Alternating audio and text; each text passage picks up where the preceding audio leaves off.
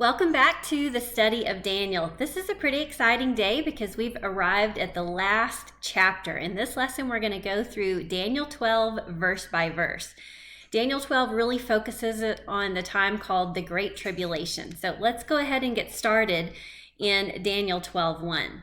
It says, "And at that time shall Michael stand up, the great prince which standeth for the children of thy people, and there shall be a time of trouble such as never was since there was a nation, even to that same time. And at that time thy people shall be delivered, and every one that shall be found written in the book." So there's some highlights of this first verse in chapter 12 that we need to pay attention to. Number one, it says, "at that time." So we have to ask the question, at what time? What is the context here? Remember that the vision in Daniel 11 begins with Daniel chapter 10, verses 5 and 6. Daniel has a vision of Jesus lifted up above the river in his glory. Then information is revealed throughout chapter 11, and here we've come to the end of that revelation of information. So at that time is in the context of what's described in Daniel 11. Now, in this study, we have looked at applying verses 36 to 45, specifically the king of the north to the Antichrist, and maybe even a few verses applied to the Antichrist before that. So verses 36 through 45 in Daniel 11 detail the career and conquest of the king of the north.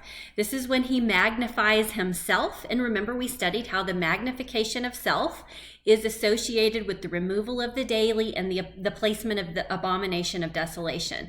We learned that the king of the north is going to war with the king of the south in Egypt. He's going to invade the Holy Land. And the very last part of Daniel 11 says that the king of the north is going to set up the tabernacles of his palace between the holy seas in the glorious holy mountain.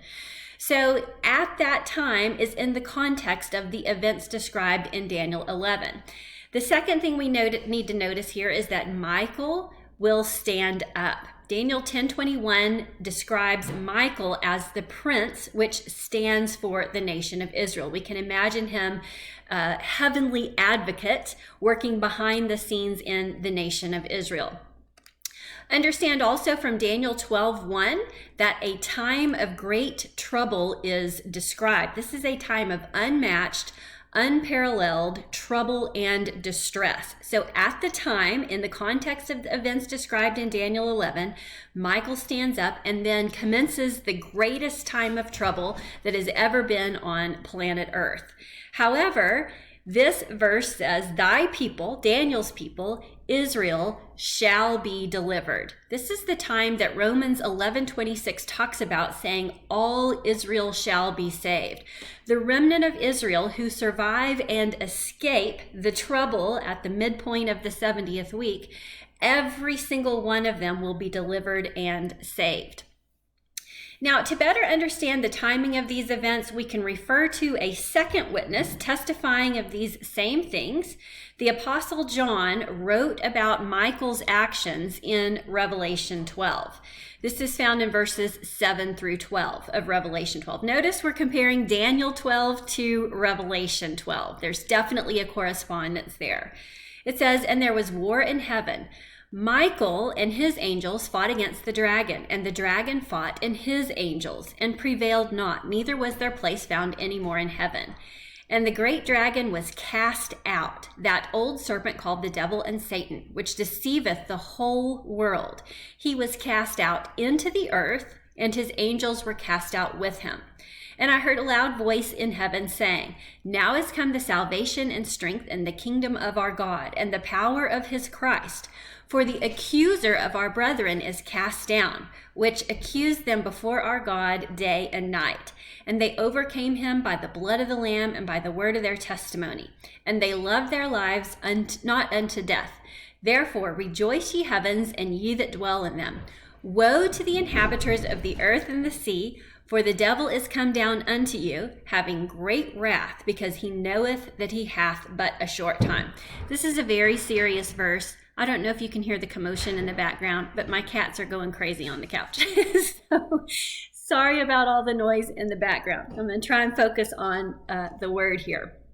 So what do we want to get out of Revelation 12, and specifically how it corresponds to Daniel 12? Number one, Revelation 12 says that Michael casts Satan out of heaven permanently. We know from the book of Job, the very beginning, that Satan has access to enter before the throne of God, before the court of God.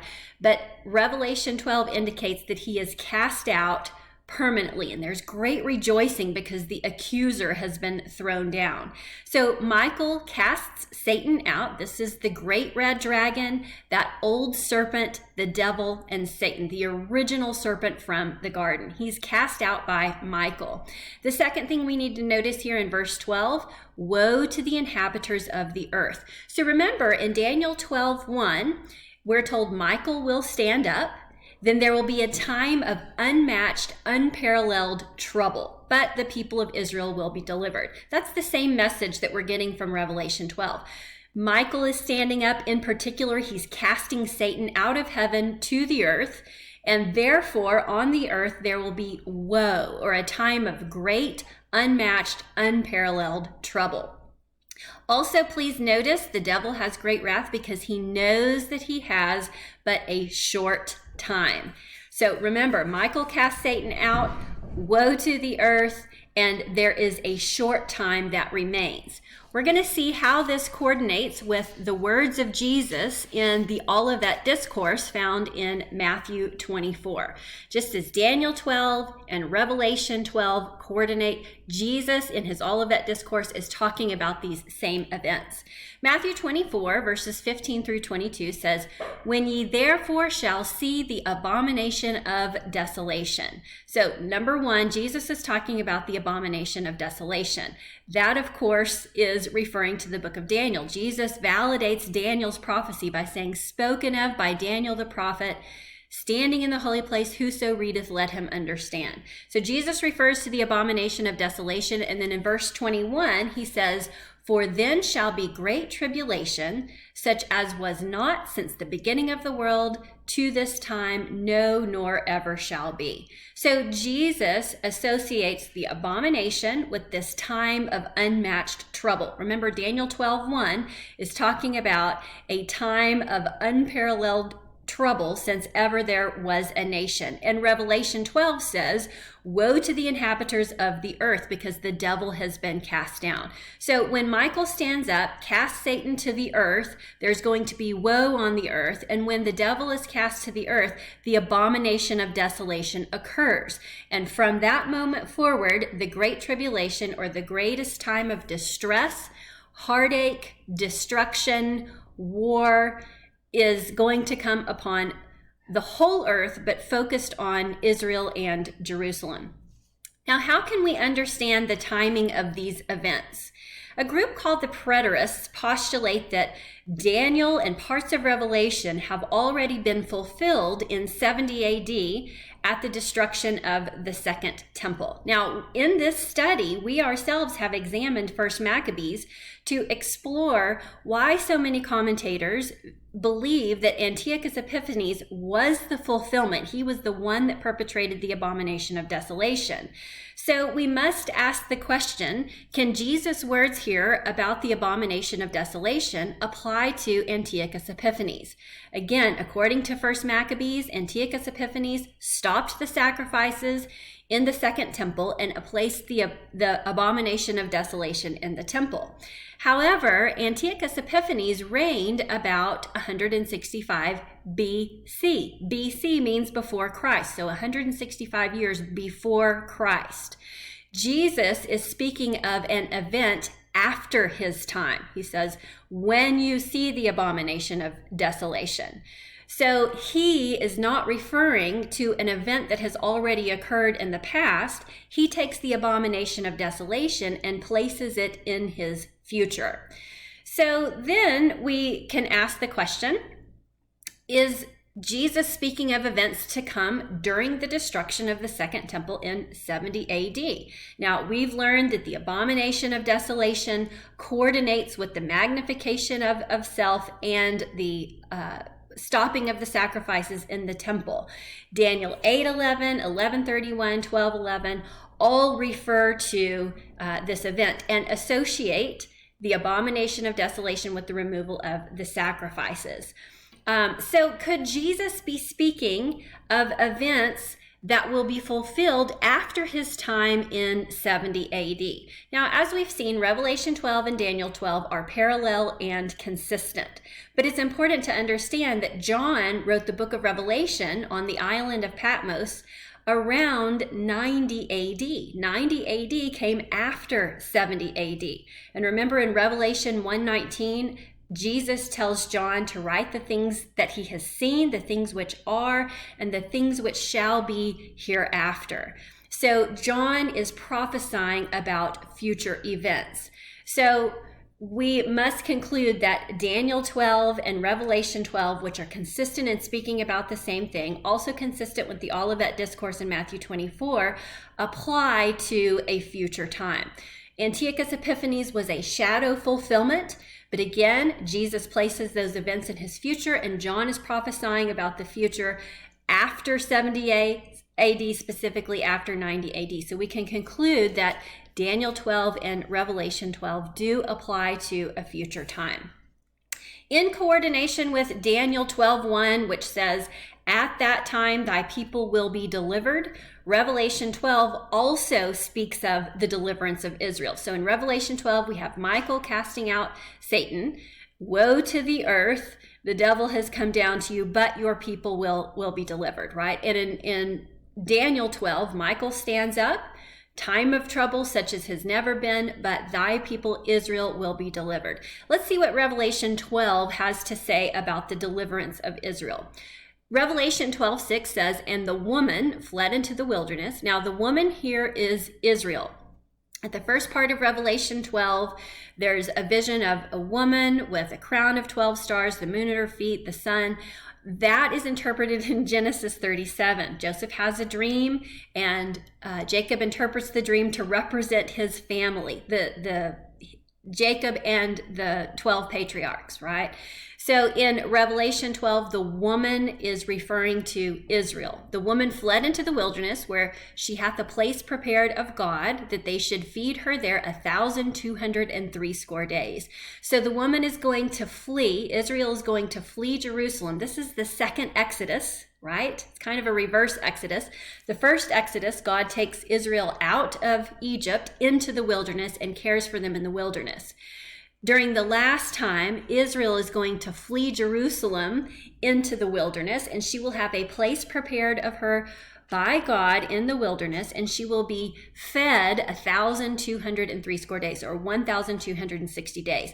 Later in Revelation 12, verses 13 through 16, I'm going to start with verse 14 there. It says, "To the woman were given 2 wings of a great eagle." This is Exodus language, right? God carried Israel out of Egypt on wings of eagles. The same type of language is used here. "That she might fly into the wilderness, into her place, where she is nourished for a time and times and half a time from the face of the serpent." So once again, the woman is going to be nourished for a time, times, and half a time out of the serpent's reach. So in Daniel 12, Michael stands up. There's going to be a time of great trouble, unmatched and unparalleled since ever there was a nation, but thy people, Israel, will be delivered. In Revelation 12, Michael casts Satan out of heaven to the earth. "Woe to the earth, the devil knows he has a short time, yet Israel is going to be delivered. And she's going to be preserved for a short time, 1,260 days, or a time, times, and half a time." Those time periods are parallel and concurrent with the timelines given in Daniel. So what we really need to recognize is that Daniel and Revelation interlock. They're speaking about many of the same things. It's a great idea to constantly turn back and forth between Revelation and Daniel and compare and contrast. We have seen in Daniel, Nebuchadnezzar's dream of the great metal statue. We've seen Daniel's vision of the 4 beasts. including the ram and the he-goat. We learned that the little horn on the he-goat of Daniel 8 is the same as the little horn on the fourth beast of Daniel 7. This corresponds to the Antichrist, or the beast from the sea in Revelation 13. So all of this information is connected, including Daniel 12 and Revelation 12. It is consistent in speaking about the same events. Let's go ahead and move on in Daniel 12 to the second verse, which speaks of the first and second resurrections. Daniel 12:2 says, "And many of those who sleep in the dust of the earth shall awake, some to everlasting life, and some to shame and everlasting contempt." So once again, those that ascribe to the preterist view, who believe that Daniel has been fulfilled, much of the book of Revelation was finished in 70 AD. How do we handle Daniel 12:2? You would be forced to allegorize this verse. This is speaking of resurrection, those who sleep in the dust, those who are dead, awake to everlasting life, and some to shame and everlasting contempt. So the preterist view would be forced to allegorize this verse, and sometimes they'll say this means it's a revival, right? It's a spiritual type verse. But this reminds me of a time when Jesus was in a crowded house, and there was 4 friends who had a paralyzed friend, and they were desperate to get their friend to Jesus for healing. So remember, Jesus is teaching in the house, and the 4 friends cut a hole in the roof, and they drop their friend down on a mat, and Jesus tells this man, "Your sins are forgiven." And the Pharisees get upset about that, and they say, "It's blasphemy. How can you say that your sins are forgiven? Only God can forgive sins." And so Jesus says, which is easier, to say your sins are forgiven, or to say, get up, take your mat, and walk? And then Jesus proceeds to heal the paralytic, and the man gets up, and he takes his mat, and he walks away healed. So there's 2 things that occur there. There's a spiritual forgiveness that Jesus has the authority to offer, but then there's also a physical healing. It's easy to fake forgiveness, right? If Jesus was an imposter, sure, he can say forgiveness, but he's not an imposter because he actually causes a physical healing of that man. And we can see how that situation applies to this verse. It's easy to say this is a spiritual revival, but what about the great miracle of those who sleep in the dust actually physically resurrecting from their grave into a glorified body and waking up to everlasting life? Right? That's a greater miracle, and that's the power of God. So this is talking about the resurrection, right? And it indicates that there's 2 resurrections. One to everlasting life, and one to everlasting shame and contempt. Now, that covers a lot of ground. This is the simple version, right? In Daniel, it says there's going to be 2 resurrections, one to everlasting life, one to everlasting shame and contempt. But if we turn to the book of Revelation, we can get a more granular description of these 2 major events. And from Revelation, we learn that these 2 resurrections are separated by 1,000 years. So Daniel 12:2 is covering a lot of time. All right, so the simple version is there's going to be 2 resurrections. Here's the granular or more descriptive details of the 2 resurrections. So we're flipping over here now to Revelation chapter 20, verses 4 through 6. And John writes, "And I saw thrones, and they that sat upon them, and judgment was given unto them." Now this reminds me of Daniel's vision of the heavenly courtroom in Daniel 7, where he saw the Son of Man approaching the Ancient of Days, and judgment is passed. Okay, it's at that time. And I saw the souls of them that were beheaded for the witness of Jesus and for the word of God, and which had not worshipped the beast, neither his image, neither had received his mark upon their foreheads or in their hands. And they lived and reigned with Christ 1,000 years. So those that were beheaded, when you're beheaded, you're dead, lived and reigned with Christ 1,000 years. So you can see a resurrection there, right? They were dead, now they are alive. Verse 5 says, "But the rest of the dead lived not again until the 1,000 years were finished." So you've got the first resurrection, the rest of the dead, they're still sleeping in the dust, right? They live not again until the 1,000 years are finished. So Revelation separates the two resurrections by 1,000 years. And then look at verse 5. It says, this is the first resurrection. Now, we have to be really careful with that conclusion. This is the first resurrection. The first resurrection is not a singular event. We can't conclude that those that were beheaded and come to life, that's the only thing that is part of the first resurrection. The first resurrection is actually a process, a series of harvests that began when Jesus stepped out of the grave on the third day. He was the firstborn of the dead. And since that time, up until the time that those that were beheaded by the beast of Revelation 13 live and reign with Christ 1,000 years, that is the first resurrection. So let's take a little more detailed look at the stages of the first resurrection, beginning with Christ and ending with the beast martyrs of Revelation 24. Now, the Old Testament presents harvest cycles in combination with the feast days to point to the individual phases of the resurrection. So the three main harvest seasons in the Old Testament and to this day are spring, summer, and fall. In spring, we have the barley harvest, summer, we have the wheat harvest, and in fall, you have the fruit harvest. Those three harvests correspond with the three main cycles of feast days in the Old Testament. In spring, we have Passover, unleavened bread, and first fruits. In summer, we have Pentecost or Shavuot in Hebrew. And in fall, there's trumpets, atonement, and tabernacles. Now, each of those three main cycles of feast days foretell things that Jesus fulfilled at his first coming, things that he's going to fulfill at his second coming. But the overall theme there is harvest of souls. Remember, Jesus says the field is the world, the angels are the harvesters, they're gathering souls for the kingdom. So each harvest is divided into three phases: first fruits, main harvest, and gleanings. The first fruits of the spring harvest was Jesus. He was the firstborn from among the dead. He is the head over all creation. Now, the main harvest of that Passover season or the spring barley harvest, there are scriptures that indicate that when Jesus died and was in the grave, that his soul sank down into the place of the dead. He went and made proclamation, and he led captivity captive. That's Psalm 68:18. So all of those that were safe in the bosom of Abraham, the righteous dead at that time, were transferred from Sheol to paradise. Paradise was relocated. Now, we know now that to be absent from the body is to be present from the Lord.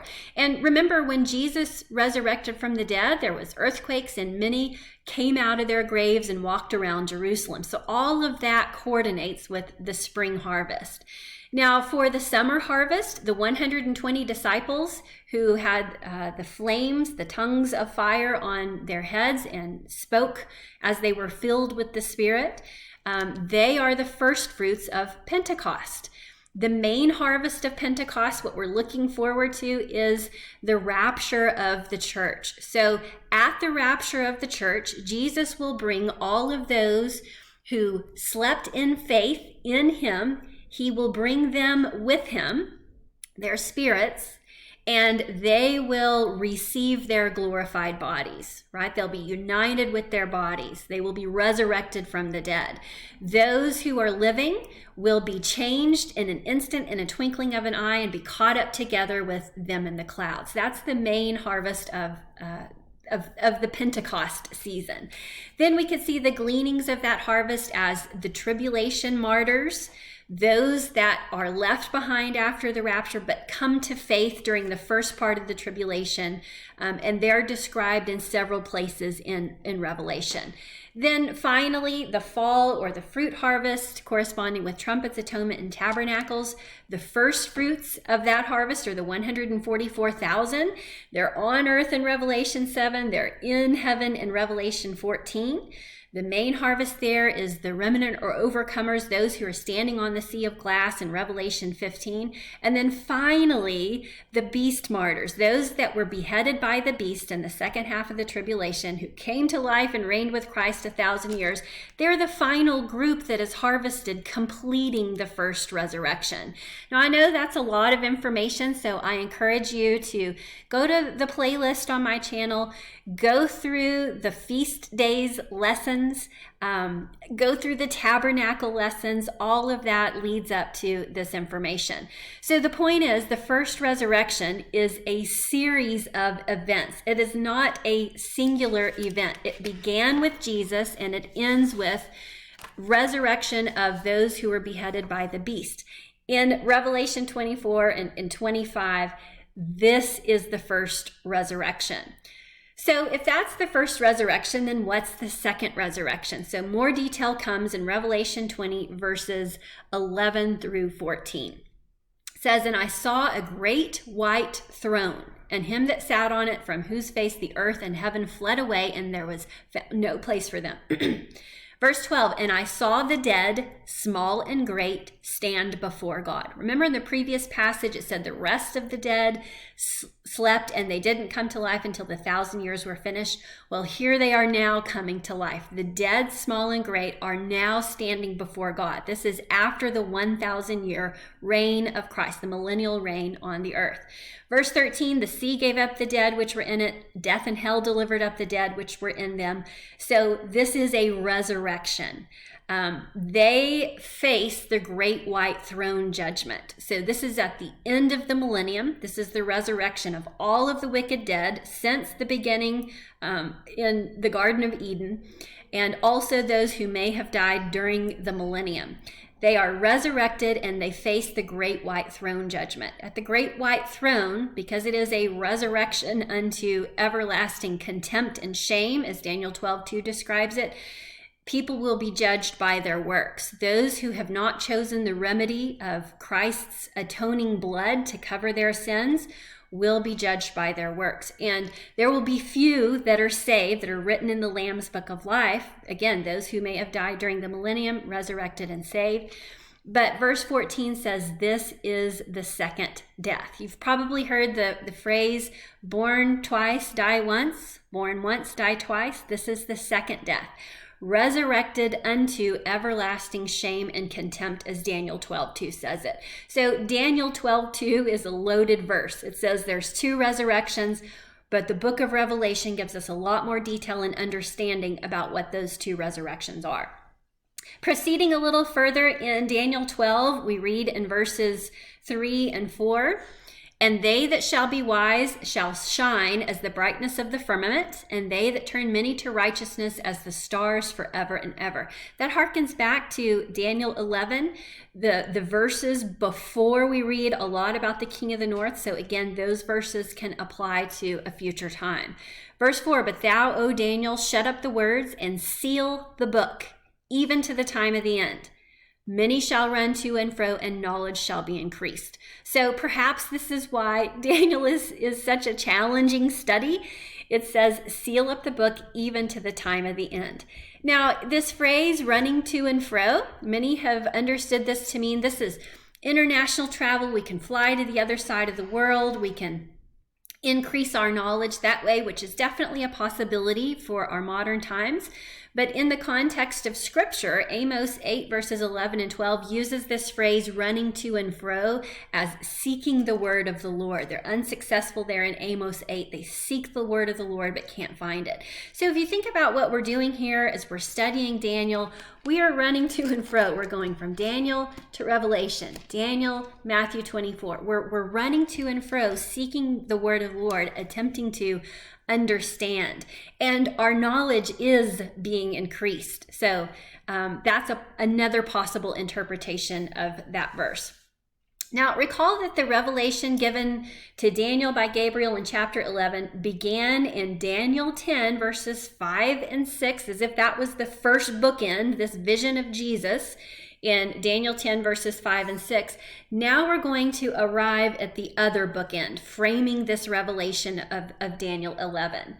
We read in Daniel 12 verses 5 through 7, Then I, Daniel, looked, and behold, there stood other two, one on this side of the bank of the river, and the other on that side of the bank of the river. And the one said to the man clothed in linen, that's who Daniel saw in chapter 10, which was upon the waters of the river, how long shall it be till the end of these wonders? And I heard the man clothed in linen, which was upon the waters of the river, when he held up his right hand and his left hand unto heaven, and swear by him that liveth forever, that it shall be for a time, times, and an half, and when he shall have accomplished to scatter the power of the holy people, all these things shall be finished. So at this second bookend of this vision, or this revelation that Daniel receives in Daniel 11, he sees a man in linen above the water, and he sees other two, one on this side of the bank and one on that side of the bank. The man in linen raises both of his hands to heaven, swears by God that it will be for a time, times, and half a time, until the power of the holy people is broken and scattered, and all these things shall be finished. The things that have been revealed in Daniel 11. So recall in Daniel 10 verses 5 and 6, when Daniel first has a vision of Jesus, he sees a man clothed in linen. Remember, his face was like lightning, his arms and feet like fine brass, and his voice was as a multitude. We compared Daniel's vision of Jesus in chapter 10 to John's vision of Jesus in Revelation 1, and we also compared it to Paul's experience of Jesus on the road to Damascus. This description is similar to what John also describes in Revelation 10. So let's have a look at Revelation 10 and see if we can get some more insight. John writes, "And I saw another mighty angel coming down from heaven, clothed with a cloud, and a rainbow was on his head, and his face were as it were the sun, and his feet pillars of fire." Remember, the one Daniel saw in Daniel 10 had a face like lightning and arms and legs like fine brass, refined in a furnace. Dropping down here to verse 5, John writes, "The angel which I saw stand upon the sea and upon the earth lifted up his hand to heaven, and swear by him that liveth forever and ever, who created heaven, and the things that therein are, and the earth, and the things that therein are, and the sea, and the things which are therein, that there should be time no longer. But in the days of the voice of the seventh angel, when he shall begin to sound, the mystery of God should be finished, as he hath declared to his servants the prophets." So John in Revelation 10 sees this mighty angel clothed with the cloud, the rainbow upon his head. His face is like the sun, his feet are like pillars of fire. He's standing upon the sea and the earth, and he lifts his hands up to heaven. He swears by God, and he says there will be time no longer, or some translations say no more delay. Remember in Revelation 12, it said the devil knows he has a short time, right? But this angel of Revelation 10 says the mystery of God will be finished.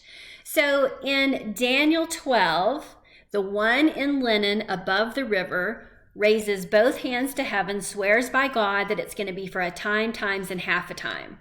The one that John sees in Revelation 10, face like the sun, feet like pillars of fire. He raises a hand to heaven and swears by God that there will be time no longer, or no more delay, that the mystery of God will be accomplished. So there's a lot of similarities between the behavior of the one that Daniel sees in Daniel 12 and the one that John sees in Revelation 10.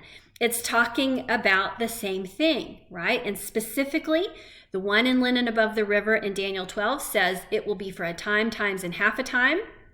And the angel of Revelation 10 says time no longer, or no more delay. Now, what's interesting, if we go back to Daniel 12, he says there stood other two, one on this side of the bank of the river and the other on that side of the bank of the river. And then they're asking the one clothed in linen a question. So Daniel is seeing the one lifted up. and then other 2 on each side of the river. Now, what's interesting, since we've compared the one in linen as he raises both hands and swears, to the angel of Revelation 10, which raises a hand and swears, no more delay, right after Revelation 10 comes Revelation 11. And the angel says, I will give power unto my 2 witnesses, and they're going to prophesy for 1260 days. So we have this vision of the angel in Revelation 10 swearing by heaven. He's got 2 witnesses. And in Daniel 12, we see the man in linen lifted up above the river and 1 on each side of the bank. Is it possible that the 1 on each side of the bank with the man in linen in Daniel 12 either are the 2 witnesses or are somehow referring to or alluding to the 2 witnesses? I found that really fascinating and exciting. The Bible doesn't say. We can just simply compare the actions of the 2 that are mighty in that description with the 2 witnesses. Pretty amazing. Now, a main component of the message of the mighty angel in Revelation 10 dealt with timing. He says there's time no longer or no more delay. Let's see how this coordinates with other places in Revelation, Daniel, and the Olivet Discourse. So we began this lesson in Daniel 12:1, where a time of unparalleled trouble is announced, and this is coordinating with Michael standing up, right? Then in Matthew 24, the Olivet Discourse, Jesus talks about a time of great tribulation. So they're both referring to an unparalleled time of distress, destruction, and trouble. Jesus also associates that great tribulation with the abomination of desolation. Now, Daniel 9:27, in the 70th week, we learn that the abomination of desolation occurs midweek. So at the middle of the last 7 years, you have the abomination of desolation, which means from the abomination of desolation to the end, that's the Great Tribulation. That's the time of unmatched trouble. Revelation 12:12, when the devil is cast out and woe is announced to the earth, the devil has a short time, right? So from the time that the devil is cast out to the end, it is a short time. Daniel 7:25 told us that the little horn on the 4th beast wears out the saints, and he has power for a time, times, and half a time. And Daniel 12:7 is going to say that the power of the holy people is broken. All things will be completed for after a time, times, and half a time. So 3.5 years. Remember, 1 time, 2 times, and a half a time. In Hebrew, there's singular, dual, and plural. So you have singular time, dual times, that means 2 times, and then half a time. So that also corresponds with the beast of Revelation 13. He's given the power to reign for 42 months. It's a short time. It's equivalent to 3.5 years. Also, we learned that the woman who flees in Revelation 12 is going to be nourished for a time, times, and half a time, or she's going to be fed in the wilderness for 1,260 days. So that is a lot of evidence that describes the same period of time and the same events.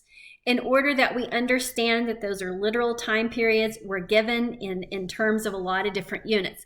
Half a week, time times half a time, 42 months, or 1,260 days. So a perplexing message comes in Daniel 12, verses 8 through 10. It says, "And I heard, but I understood not." I don't know, maybe you feel like that as you're trying to study Daniel, right? I'm reading it, but do I understand it? That's another question. "Then said I, O my Lord, what shall be the end of these things? And he said, Go thy way, Daniel, for the words are closed up and sealed till the time of the end. Many shall be purified and made white and tried, but the wicked shall do wickedly, and none of the wicked shall understand, but the wise shall understand." However, Revelation 22 offers a bit of a different message. Revelation 22:10 says, "And he saith unto me, Seal not the sayings of the prophecy of the book, for the time is at hand." So the message is sealed in the book of Daniel. Revelation 22 says, "Seal not the prophecy of this book." So I want to remind you, the Revelation 10 angel who raises a hand to heaven and swears that there will be time no longer, no more delay. We're also told that he had a little book open in his hand. A little book open. Daniel is sealed, and a lot of the information to help us understand what Daniel is about is given in Revelation. This angel has a little book open. Some have speculated that the little book open in the hand of the angel of Revelation 10 is the book of Daniel. These things are being revealed and opened. Just like we can look at the two resurrections that are mentioned in Daniel 12:2 and get a lot more information out of Revelation about the two resurrections, that could potentially be what's going on there. There's been other speculations, so again, just sharing an idea there with you. Okay, coming to the last few verses of Daniel chapter 12, we've got some important time periods given. The book of Daniel closes with these two important timelines. Now, there's a question posed in Daniel 12:6. I want to go back to that for a minute. It says, "And the one said to the man clothed in linen, which was upon the waters of the river, how long shall it be to the end of these wonders?" Okay, so the question that's being answered is this one. How long to the end? Point B is the end, okay? And then the response is given in Daniel 12:11. "And from the time that the daily sacrifice shall be taken away, and the abomination that maketh desolate set up, there shall be 1,290 days." So point B is the end. The response says, from the time that the daily sacrifice shall be taken away. That's point A. Okay, so to answer the question, how long till the end, it's going to be measured from a significant event. The time that the daily sacrifice is taken away and the abomination that maketh desolate set up. So it's measured from the midpoint of the 70th week to the end, and we're given 1,290 days. Now, there is a view of the 70 weeks out there that applies the first 3.5 years of the 70th week to Christ, and the second 3.5 years to the time of the end. Now, this particular verse, Daniel 12:11, seems to indicate that the daily sacrifice and the abomination that maketh desolate are concurrent. They happen at the same time. So some will say that Jesus was the one that caused the sacrifice and oblation to cease because he was the perfect sacrifice, which is absolutely true. He was the once and for all sacrifice. But we also know that even after Jesus was crucified on the cross and he ascended into heaven, that the sacrifices in the temple, the second temple on the Temple Mount, continued. Paul talks about bringing a sacrifice. So the sacrifices in the physical temple on earth did not finish, even though Jesus had offered the ultimate sacrifice. And Daniel 11 again shows that the abomination that maketh desolate is concurrent with the daily sacrifice being removed. It's from that specific sign to the end that the 1,290 days measures. So if we say the first 3.5 years, the first half of Daniel's 70th week applies to the time of Christ because he made the sacrifice cease, and then from the abomination to the end, then you're splitting a concurrent event. The removal of the daily and the abomination are concurrent, and it's from that to the end that we measure the 1,290 days. Now, how does that fit in? Okay, now here's a couple of options, couple of possibilities, and I don't know which one it is. So the abomination of desolation occurs at the midpoint. We know that the woman is cared for 1,260 days. We know the woman is supposed to flee when she sees the abomination of desolation at the midpoint. So how does that fit in with the 1,290 days? Well, some have speculated that the 30 days difference is the time that it takes for all of those events to occur. The abomination of desolation to be set up, the woman to flee into the wilderness. There may be some time for her to get into the wilderness. Another possibility is that the 1,260 days and the 1,290 days both start at the same time. She's provided for 1,260 days. And then there's a 30-day period that spills over after the return of Christ. I don't know which one it is. It's important to consider both possibilities. To finish off here, we have yet one more important timeline. This one to me is the most mysterious of all. It's Daniel 12:12. It says, "Blessed is he that waiteth and cometh to the 1,305 days." So remember, the 1290 days is given in response to the question, how long to the end?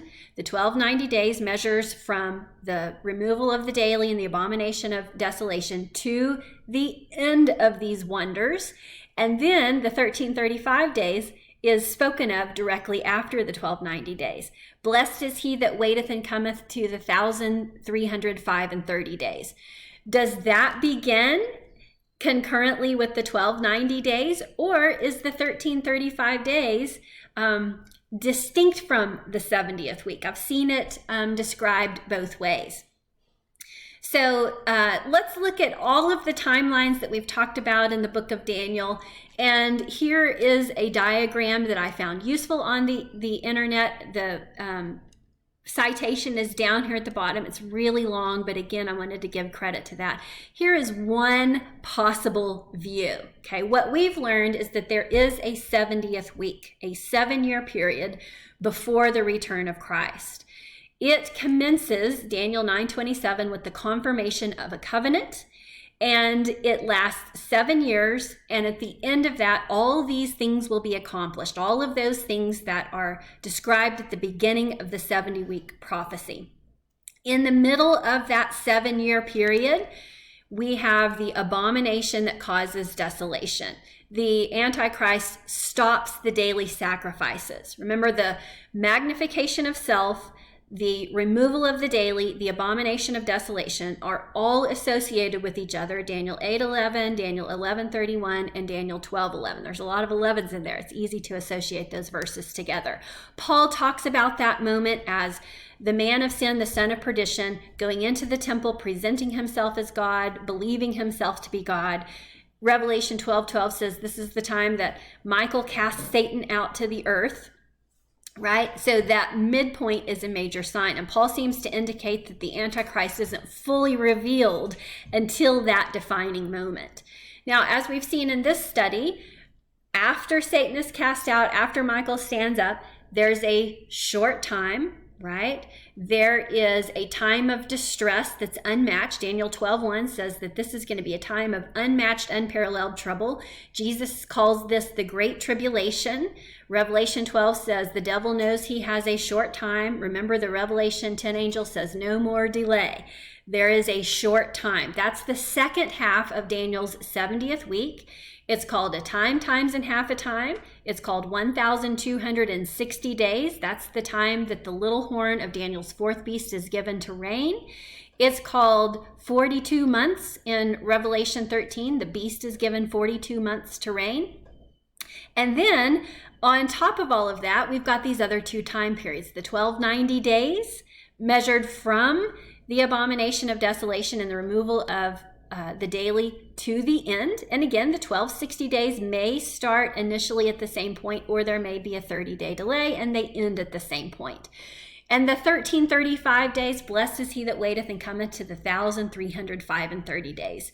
How does that fit in? Some, again, start it at the midpoint and allow it to flow 45 days after the 1290 days end. I'll admit that's a possibility. I've also listened to Ken Johnson. He does a lot of research in the Dead Sea Scrolls. He is very scholarly, and he treats the 1335 days as an idiom. If you measure it from between feast days, it takes you up to Pentecost when there's a special blessing or a new covenant that's given. So it's very interesting, and I encourage you to listen to him as well. So there's kind of a perspective of some possibilities of how we understand the 70th week. It's definitely worth study and meditation because it is very detailed.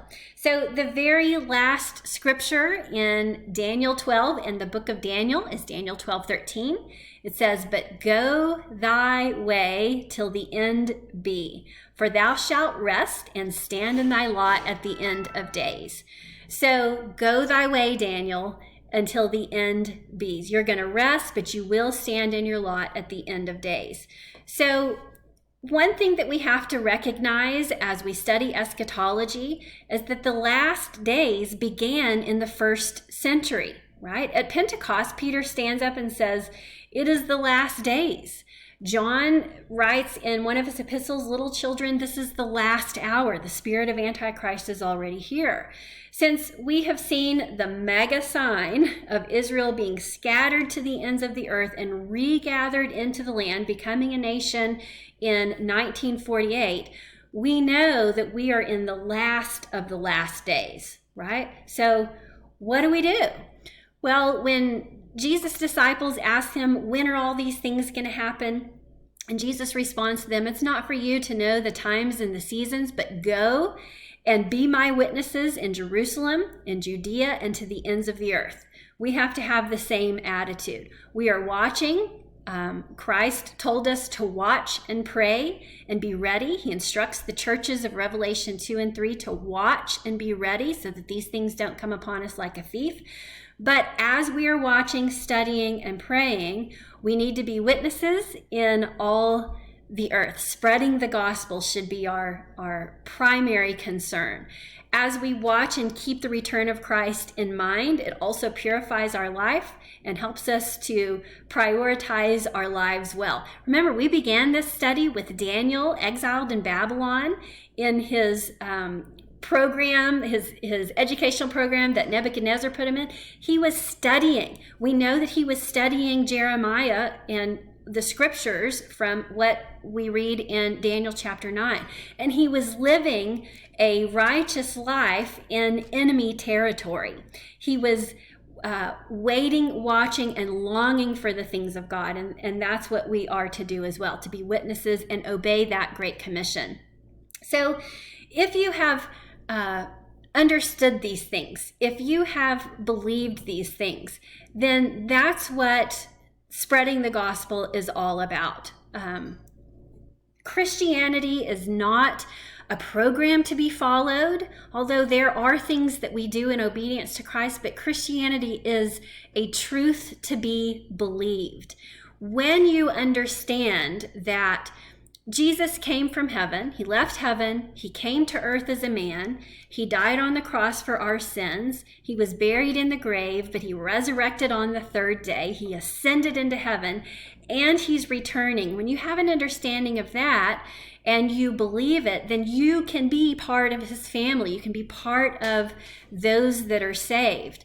Romans 10:9 says, if you believe in your heart that God raised him, if you confess with your mouth that Jesus is Lord and believe in your heart that God raised him from the dead, you will be saved. And that's the message that we want to stay focused on as we study eschatology. So this is very exciting. This is the end of our study of Daniel. Hope you've enjoyed it. I hope that you've learned a lot. And I hope that this, again, is just a springboard for deeper study and research. It's very difficult to master a book like Daniel in a short amount of time. It's something that we have to continue going back and referring to and thinking about and comparing it to the rest of Scripture. But what a magnificent book.